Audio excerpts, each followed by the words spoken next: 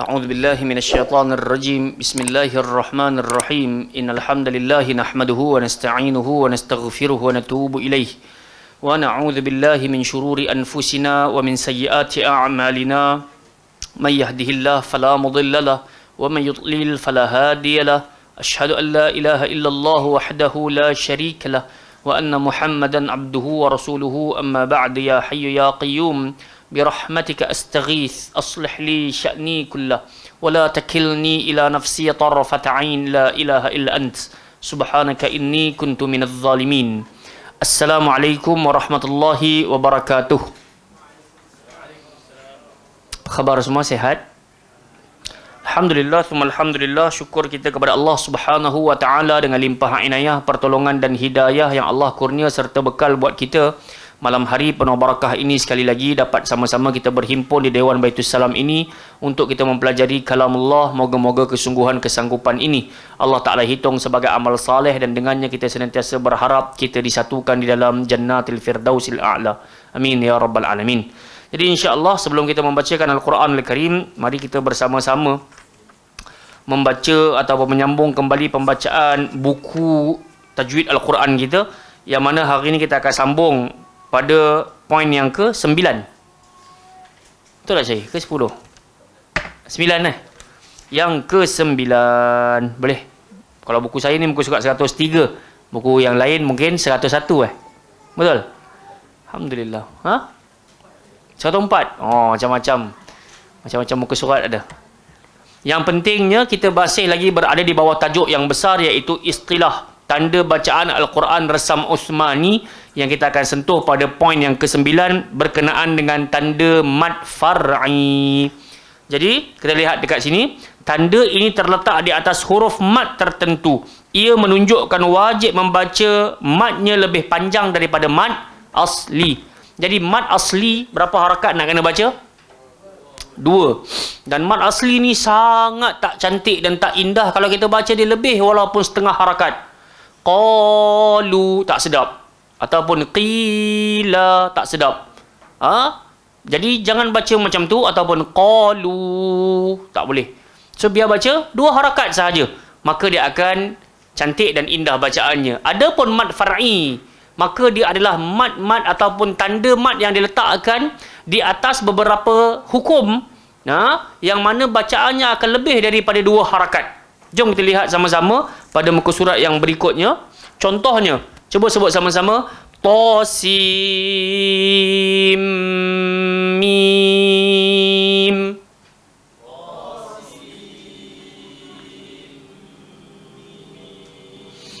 Jadi kalau dekat sini, kalau kita dapat lihat, ta itulah mad asli. So sin dengan mim itu di atasnya ada alamatul mad. Dan alamatul mad ini diletakkan di atas mad far'i. Mad selain daripada mad asli. So kalau kita tahu mad tu terpecah kepada 2. Satunya mad asli, satu lagi mad far'i. Dekat mad far'i inilah ada mad jaiz, mad wajib, mad lazim. Faham tak? Sebab tu dikatakan dekat sini, tengok. Penjelasan lanjut boleh diikuti dalam bahagian mad dalam buku ini. Makna katanya kita nak tahu tosimim ni hukum dia apa, kena cek dalam bahagian mad far'i. Bila kita baca tosimim ni, barulah kita jumpa yang hukumnya adalah mad lazim harfi. Muthaqqal ke mukhaffaf? Semua senyap sunyi ni tak jadi ni. Syahir, tosimim mad lazim kalimi ke harfi? Macam mana nak tahu dia kalimi, macam mana nak tahu dia harfi? Kalau kalimi, dia adalah perkataan.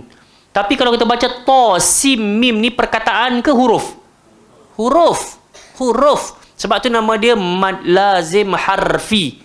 Okey, so harfi tu muthaqqal ke mukhaffaf? Kita faham dulu. Muthaqqal tu maksud dia berat. Mukhaffaf tu maksud dia ringan. Jadi bila kita baca to, sim, mim, berat ke ringan? Berat. Bila kita kata berat, dekat mana berat tu?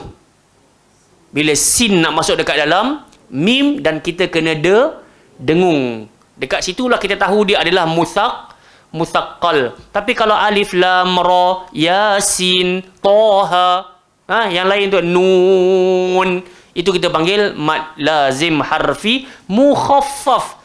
Ringan. Sebab apa? Pasal tak berhajat kepada dengung. Jelas tak? Kalian tak ingat nama, no problem. Tapi pastikan kaedah bacaan tepat dan betul. Macam mana kita kata tepat dan betul? 2, 6, 2, 6.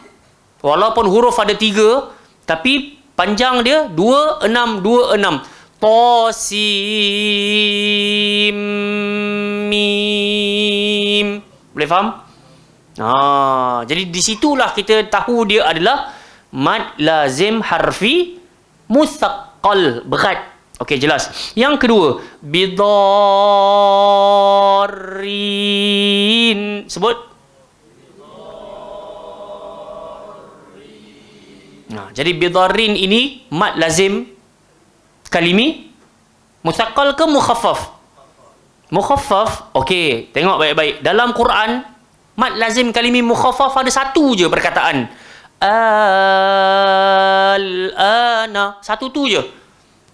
Adapun mad lazim kalimi musaqqal, cara nak kenai dia selepas tanda mad bulu kening tu ada sabdu. Dalam perkataan ni ada sabdu ke tak ada sabdu? Dekat mana? Atas ra. Jadi bila tengok atas dot tu ada tanda mad, dia panggil alamatul mad. Mad tu maksud dia apa? Panjang. Mad tu maksud dia panjang. Sebab tu bila nama dia alamatul mad, kita jumpa je tanda tu, aku kena baca panjang. Lebih daripada 2 harakat. Jadi di situlah kita akan dapat tengok. Ada yang 4, ada yang 5, ada yang 6. Bila kita tengok dekat sini, bidarrin, ada tanda mad, selepas dia ada sabdu, confirm tak ada diskaun. Kena baca 6 harakat. Macam kita baca waladdallin. Wa wajadaka dhallan fahada. 6, tak ada diskaun. Kalau orang kata kenapa kau baca panjang lebih daripada 4 atau 5, maka kita kata selepas tanda mad ada tanda sab. Maka dekat sini, ini yang kita kata mad lazim kalimah. Kalimah ini difahami. Tapi huruf tak difahami. To si mim nak faham apa? Cuba buka terjemahan. Dia tulis to si mim juga. Ataupun Allahu Ta'ala a'lam. Memang tak difahami. Sebab tu dipanggil mad lazim harfi. So dekat sini mad lazim kalimi. Kalimah. Dia mudah. Dia bukan mudah. Dia difahami. Kalimah tersebut. Okey. Pergi pula sebelah dia. Sebut sama-sama. Inni uridu an tabu.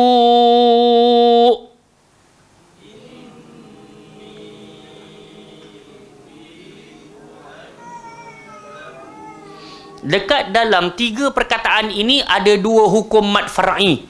Satunya mad jaiz munfasil dan yang kedua mad wajib muttasil. Jadi dekat mana mad jaiz munfasil tu? Pada perkataan ini bertemu dengan uridu. Jadi ini satu kalimah, uridu satu kalimah. Macam mana kita nak tahu dia mad jaiz munfasil? Selepas tanda mad ada huruf hamzah. Jadi hamzah tu kita nak tengok dia dalam satu perkataan ke pada perkataan yang kedua. Jadi bila bertemu satu perkataan dengan satu perkataan, automatik nama dia mad jaiz. Adapun perkataan yang berikutnya, tabu, ada tak tanda mad kat situ? Ada. So selepas dia ada terus huruf hamzah. Tabu'a. Betul tak? Tabu'a. So dekat situ dia jadi mad wajib muttasil. Sebab tanda mad bertemu hamzah dalam satu kalimah. Kalau siapa tak faham, Syahir faham tak? Tak faham tanya terus tau. Jangan rugi nanti. Sebab benda-benda ni kita dah lepas dah. So tinggal contoh-contoh je ni. Kak Syah, okey? Boleh nampak kot? Sikit-sikit. Wan, Syarul, okey? Okey, insyaAllah. Pergi kepada contoh yang berikutnya. Yajurruhu ilaih. Sebut. Jadi, dekat sini ada hukum apa? Mad. Di bawah tajuk mad far'i ni ada lagi yang namanya mad silah. Mad sambungan, silaturahim, mad sambung. So mad sambung ni dia terpecah kepada 2, mad silah qasirah dengan mad silah tawilah. mat silah pendek, mat silah panjang. Jadi macam mana kita nak tahu itu mat silah pendek ataupun mat silah panjang? Kalau dalam contoh ini kita tengok dekat waw tu, atas dia ada alamatul mat. Nampak tak Hati? Waw kecil tu. So waw kecil itulah yang dipanggil mat silah. So kita nak tahu dia pendek ke panjang, tengok atas waw tu, atas kepala dia. Ada tanda mat ke tak ada tanda mat? Kalau tak ada tanda mat, nama dia mat silah qasirah. Qasir pendek, tawil panjang. Jadi kat sini ada tanda mat, makanya dia jadi mat silah tawilah. Boleh tak? Jadi dia mesti bertemu dua kalimah. Yajurruhu ilaih. Sebut. Yuaddihi ilaik.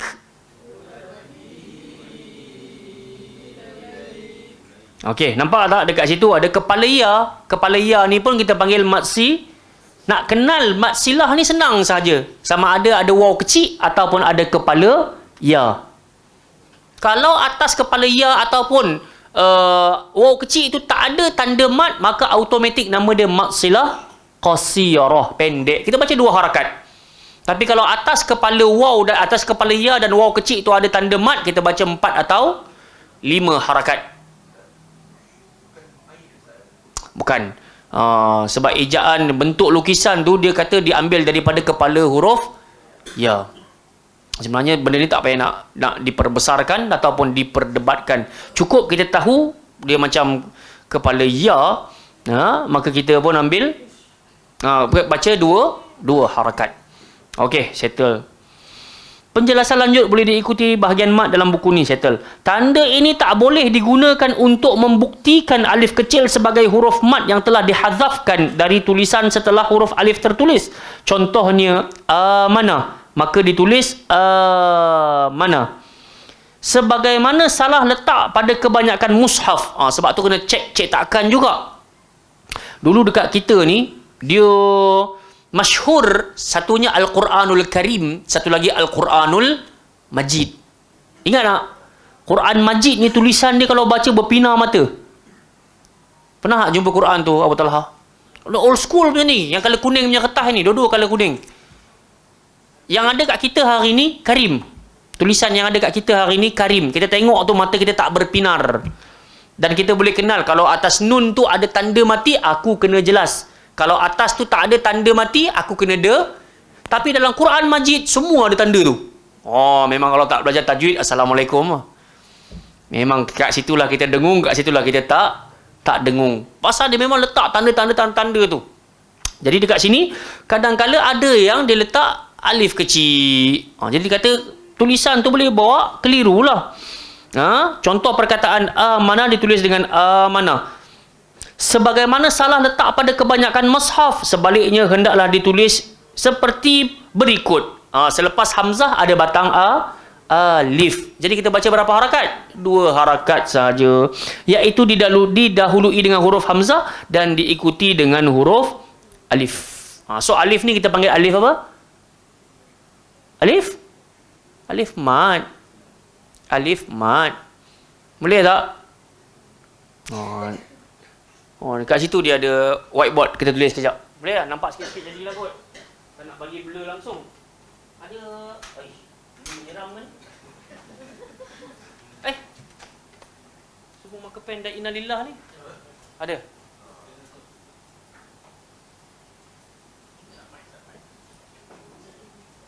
Tak apa je. Rakaman.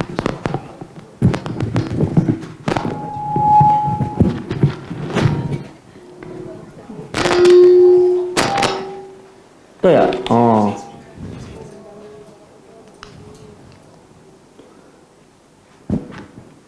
Okey, kalau kita tengok perkataan mana, boleh hilang tak ni? Dia dah cuak lah.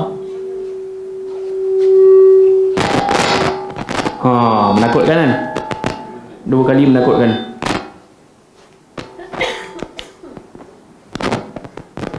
Permanent ni kan? Permanent. Tak boleh tulis jugalah.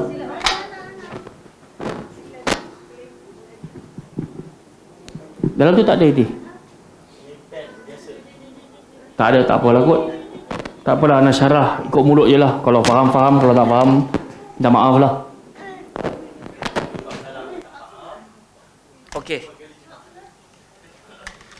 Baik, jadi perkataan amana, dengar baik-baik ni. Semua tolong dengar baik-baik. Perkataan amana, dia sebenarnya adalah dua hamzah yang bertemu dalam satu perkataan.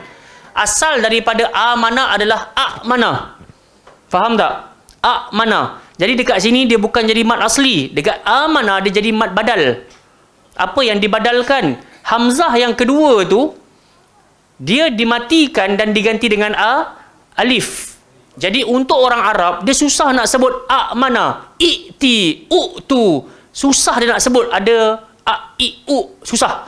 Jadi sebab itu bila perkataan akmana, mereka sebut amana. Cuma dalam sebahagian mushaf, dia ganti amana tu dengan alamatul mat. Faham tak? Jadi bila kita baca wallazina amanu wa amilus solihat, bila kita baca dalam Quran kita tu, kita akan baca dua.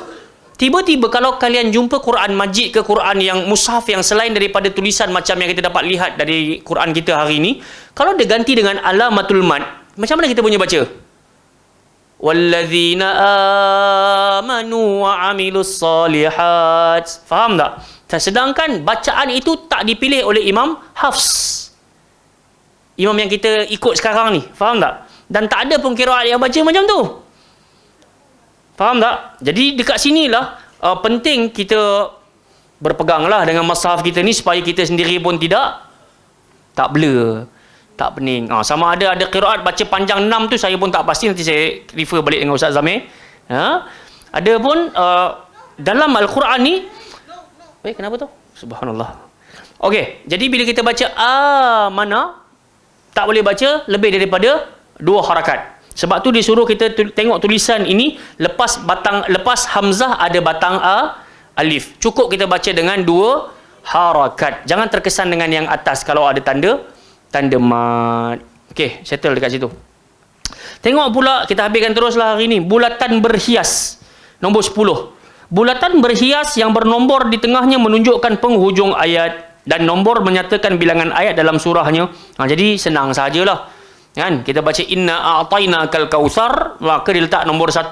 So surah Al-Kautsar ayat yang fasalli li rabbika wanhar, dia letak dalam kita panggil tadi bulatan berhias nombor 2, menunjukkan itu ayat kedua daripada surah Al-Kautsar. Dan kalau kita kata tolong bacakan ayat nombor 3 hasri dari surah Al-Kautsar, maka kita pun sebut fasalli inna syani'aka huwal abtar. So settle. Kita bagi nombor 11 pula, tanda bintang. Jelas kan ni kan? Oh, ada lagi satu. Ada lagi lah. Kita berhenti kat sini je lah. Jadi minggu depan kita sambung dengan tanda bintang. Nanti ada tanda garisan melintang, tanda berupa intan, tanda titik. Kita sambung next week insya-Allah. Baik, jom sama-sama kita buka Al-Quranul Karim untuk kita bacakan surah yang baru pada hari ini, iaitu surah An-Nisa. Muka surat 77. Bismillah. Alhamdulillah, bismillah. Alhamdulillah, bismillah. Baik, tolong buka muka surat 77 dan kita suka nak baca bersama-sama di awal suratun Nisa. Baik, semua dah jumpa dah? Muslimat, jumpa dah semua? InsyaAllah bacalah Al-Quran ini dengan hati, jangan baca dengan nafsu, tenang-tenang dalam pembacaan dan juga sebutan. A'udzu billahi minasy syaithanir rajim.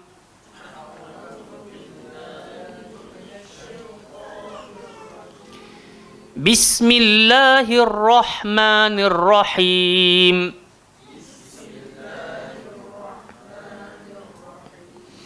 Muka surat 77 ayat pertama. Ya ayyuhan nasu ittaqu rabbakumul ladzi khalaqakum min nafsin wahidah.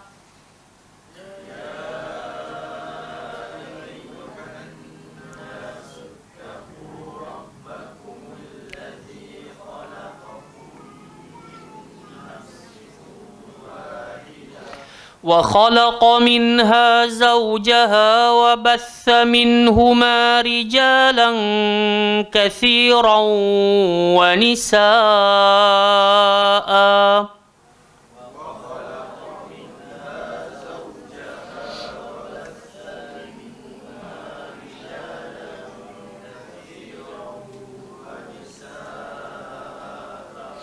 واتقوا الله الذي تساءلون به والأرحام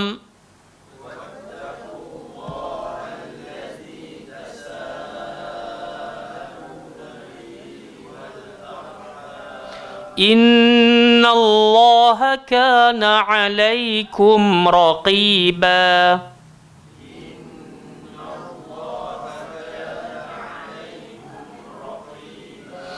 Baik, setiap orang kita suka nak dengar baca satu ayat ini, kemudian kita akan tadabbur pada ayatnya. Silakan Bun, silakan.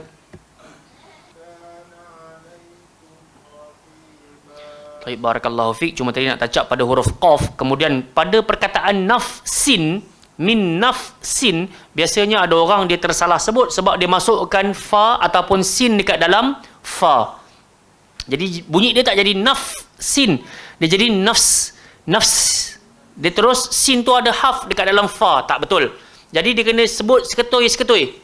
Kalau kita tengok allazi khalaqakum min nafsin wahidah. Sebab tu bila kita baca Quran, kita kena dahulukan hak-hak dia. Jangan dahulukan emosi. Selalu kita duk pesan benda tu. Tapi pasal kita jarang baca ataupun jarang bertalaqi, maka ramai di kalangan kita bila sampai perkataan nafsun, an-nafsin, maka akan baca nas. Kalau kalian jadi pendengar ataupun pencari salah orang, kalian akan selalu jumpa. Tapi kalau kalian pun baca macam orang lain, kalian tak akan jumpa.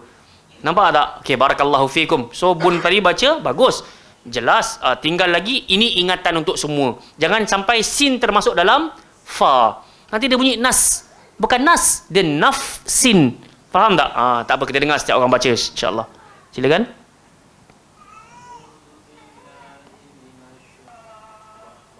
Okey. Jadinya pada huruf shin, kalau boleh kita tekan sedikit tadi pada a'udzubillahi minasyaitonirrajim. Tadi ada bunyi shinnya, bukan tak ada bunyi. Cuma sifat shin dia tafasyi. Bila tafasyi kita kena belanja bunyi. Tambah atas shin ada tanda sabdu. Lagilah kita kena baca minasyaitani. Tak boleh baca minasyai. Tak cukup dia punya tekanan pada tafasyi tersebut. Baik, yang itu antara yang kita dapat betulkan ataupun kita dapat kongsikan. Wan, silakan. Okey, barakallahu fiik. Tinggal lagi pada huruf jim. Kita dah pernah ingatkan jim ini nanti insya-Allah lah kita tamat kita punya buku tajuk ni, kita ulang balik lah. Iqra alif ba ta. Kita harap kita tak rasa moral down ataupun kenapa nak kena ulang balik, pasal kita sangat berhajat kepada tazkirah dan peringatan, tambah-tambah berkenaan dengan sifat dan makhraj huruf. Baik, tadi bila kita kata huruf jim, dengar baik-baik, bila kita muncung sahaja mulut pada jim, dia akan bawa bunyi yang sedikit tebal, sedangkan huruf jim tak termasuk huruf tebal. Faham tak? Jadi kita tak nak bunyi dia nirrajim, tak nak. Sebab huruf jim bukan keluar kat bibir. Huruf jim keluar dekat tengah lidah, langgar le langit atas. Nirrajim, raji. So kita akan lebih senyum. Tadi pun ada huruf jim dekat situ. Wa khalaqa minha zawjaha. Kan? So jangan zawja, jo. Nanti dia bawa bunyi jo. Tak nak jo, kita nak ja. Zawjaha. Tapi yang ni orang panggil kesalahan apa? Khafi lah, tersembunyi lah. Makna katanya sepatutnya nipis, kita terbaca sedikit tebal. Satu lagi Wan, bagus tadi, semua lancar, sedap. Wanisa'a tu juga, kalau kita tahu hamzah tu dia mati dengan fathatain. Bila ada dua baris di atas di atas hamzah tu dia nak waqaf, maka kita kena berhenti dengan mad asli. Kan? Jadi bila berhenti dengan mad asli tak boleh handbrake. Dia sama macam kita baca wadduha. So dia punya berhenti ha. Faham tak? So dekat sini pun wanisaa. So dia dia tidaklah wanisaa. Dia macam handbrake. kita pun terkejut tak? Sepatutnya bunyi dia tenang. Boleh nampak tak? So jangan berhenti wanisaa. Wanisaa.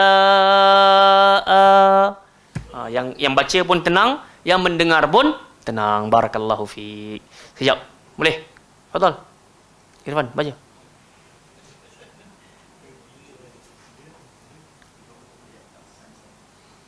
Irfan tak payah tengok tak apa.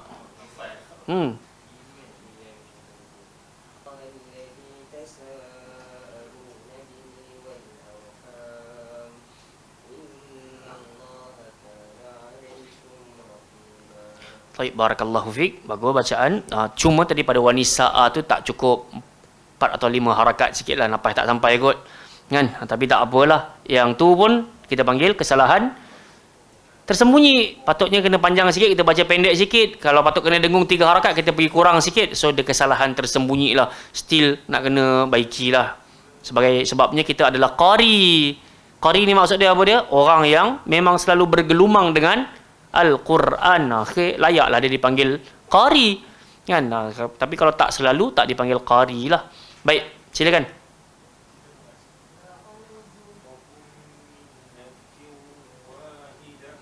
Kat mana yang tak kena? Bendanya ada, tapi tak konsisten. Maksudnya pada dengung.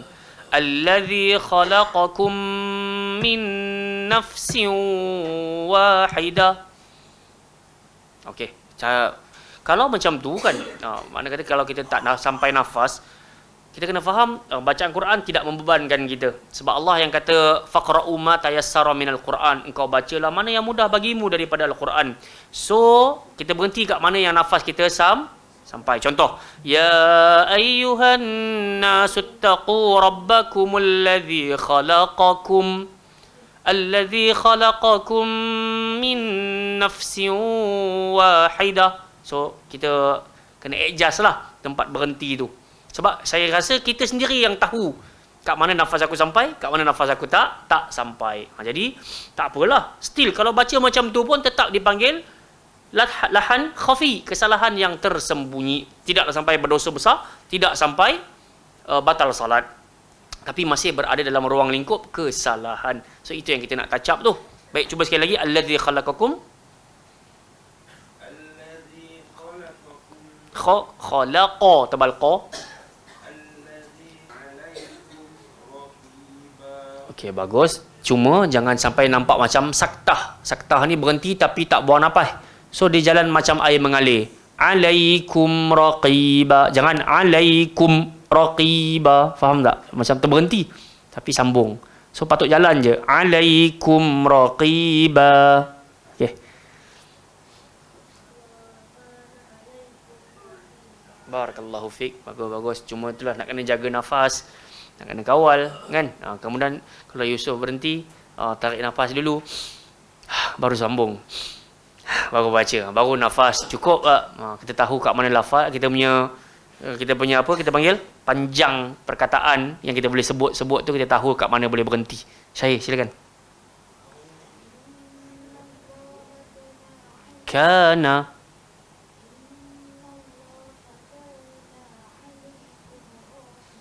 Okey, tak betul macam tu.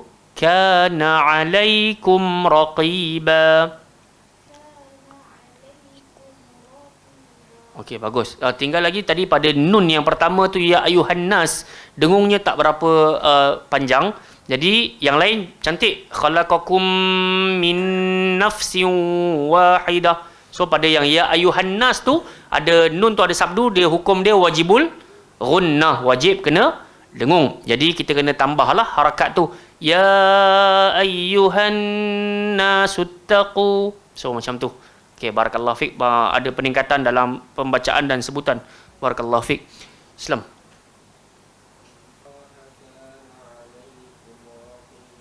Okey, bagus, lancar. Cuma pada yang hujung tadi alaikum, hati-hati pada lantunan kecil tu. Alaikum raqiba.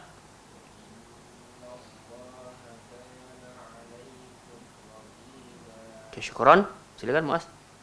Tak boleh? Tak nak baca. Okey, barakallahu fik. Tak jadi masalah. Jom sama-sama berbaki waktu yang kita ada. Marilah sama-sama kita mentadabburi apa yang kita bacakan di awal suratun Nisa ini.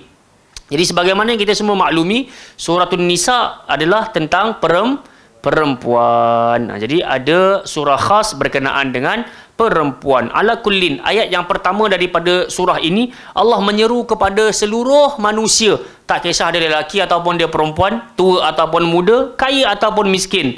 Apa yang perlu dilakukan oleh an-nas ataupun insan, hendaklah mereka senantiasa terus menerus ittaqu rabbakum, bertakwa kepada Tuhan kalian.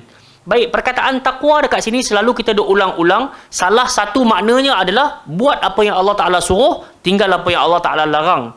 Kemudian sebahagian ulama tafsir, semisal yang kita bacakan dalam tafsir Ibnu Katsir, bila disebutkan ittaqu, maksudnya sembahlah Allah yang satu, jangan syirikkan Allah dengan sesuatu apa pun. Itu maksud takwa. Jadi Allah pesan pada budak kecil, pada orang tua, orang dewasa, remaja, siapa pun kalian, kaya miskin, ada kerja tak ada kerja dan semisalnya, jawatan tinggi jawatan rendah, maka yang kalian kena buat adalah sembah Allah yang satu.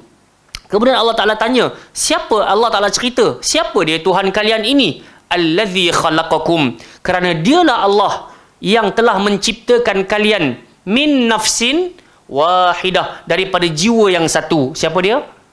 Nabi Adam alaihi salam. Allazi khalaqakum min nafsin wahidah.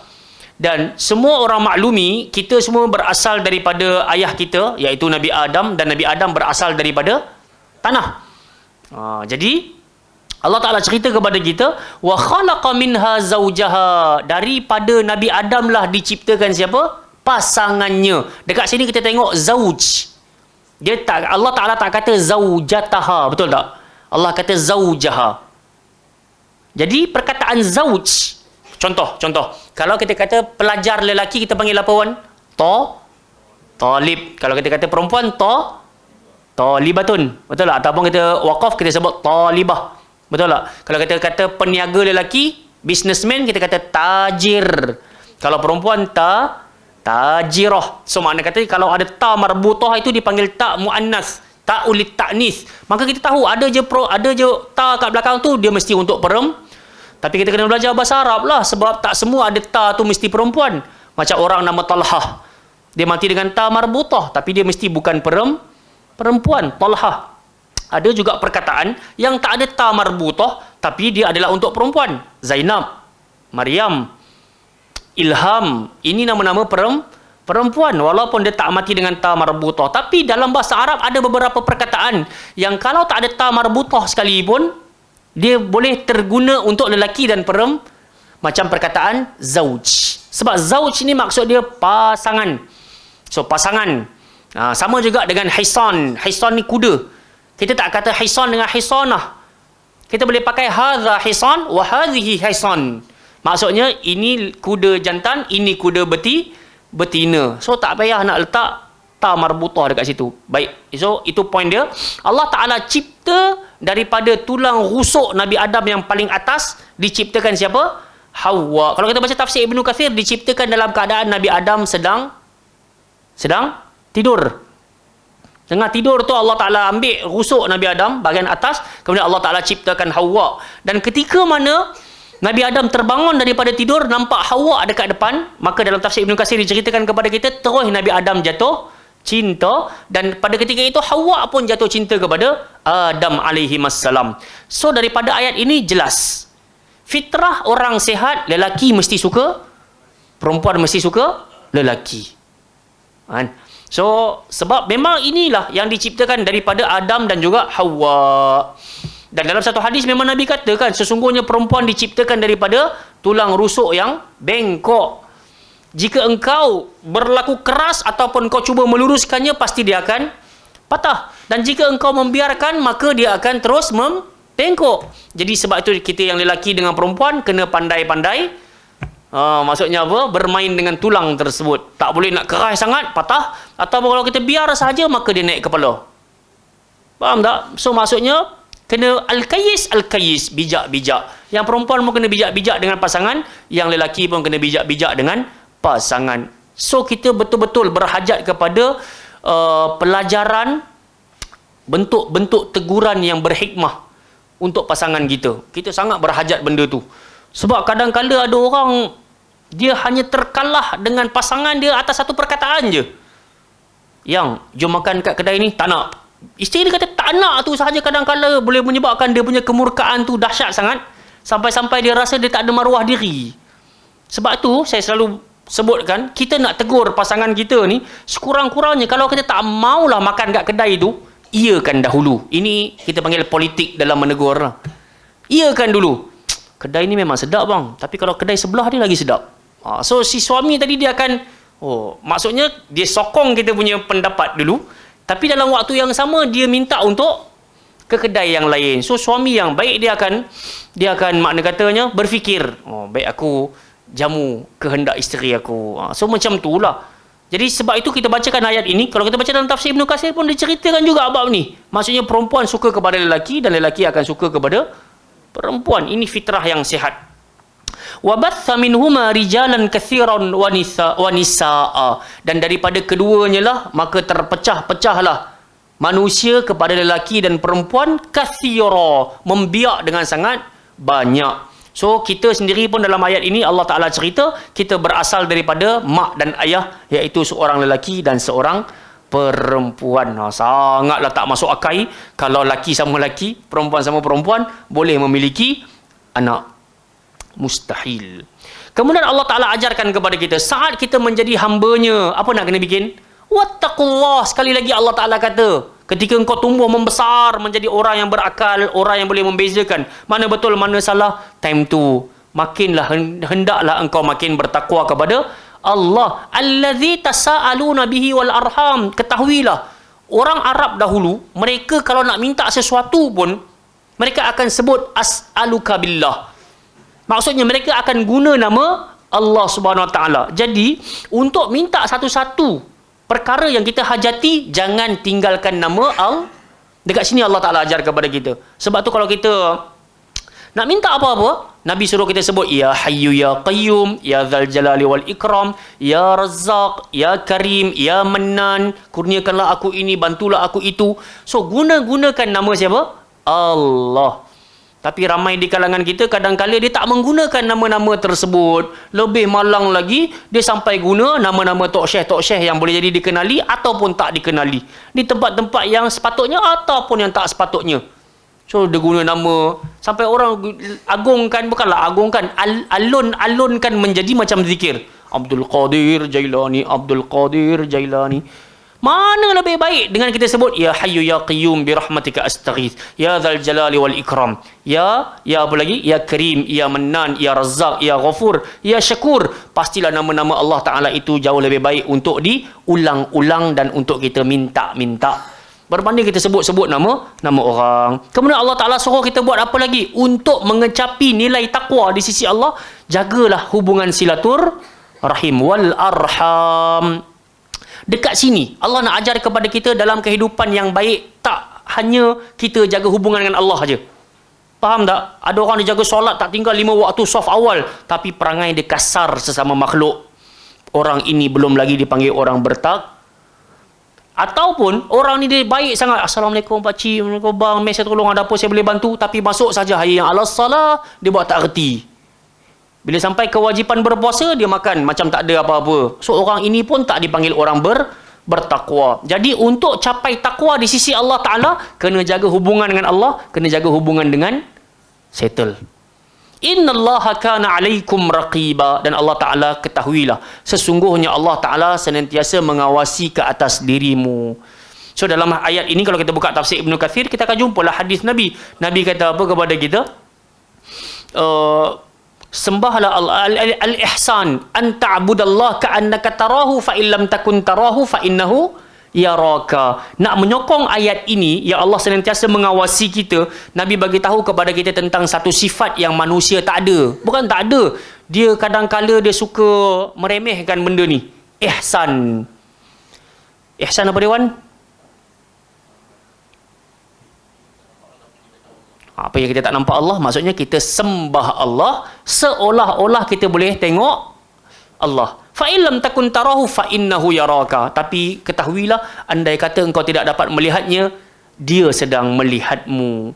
Jadi raqibah, benda ni ramai orang tak ada. Saya terkesan dengan satu kuliah ataupun potongan video yang Ustaz Ahmad Hashimi share kan. Maksud katanya ada apa? Kita ni kalau fikir kita punya semayang, dekat luar sana pun bersepah lagi orang semayang. Kalau kita ni baca Quran, kat luar sana pun ramai lagi orang baca Quran. Kalau kita tutup aurat, dekat luar pun ramai orang tutup aurat. Tapi yang membezakan antara satu sama yang lain adalah ihsan. Ada orang baca Quran tapi dia tak rasa yang dia sedang diperhati oleh Allah. Ada orang dia baca Quran ataupun dia pergi solat, dia tak rasa pun yang dia sedang dilihat oleh Allah Ta'ala. Makanya dia cari pandangan manusia. Rugi.